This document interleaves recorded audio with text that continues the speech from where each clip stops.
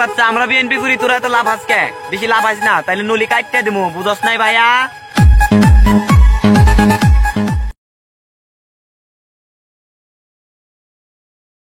সামনে এসে কথা বলে, কারণ যারা আমার পিছনে কথা বলে তাদেরকে আমি আমার বাসায় কুত্তা বলি।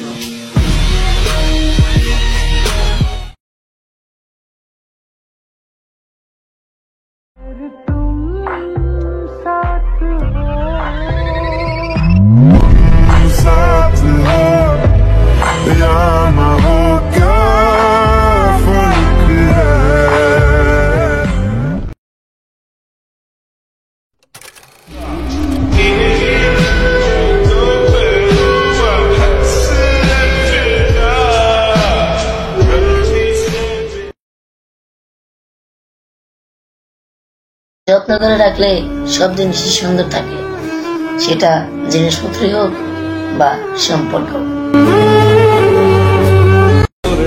काला जादू नैना काले तेरे में हवाले हुआ सिर से लगा ले।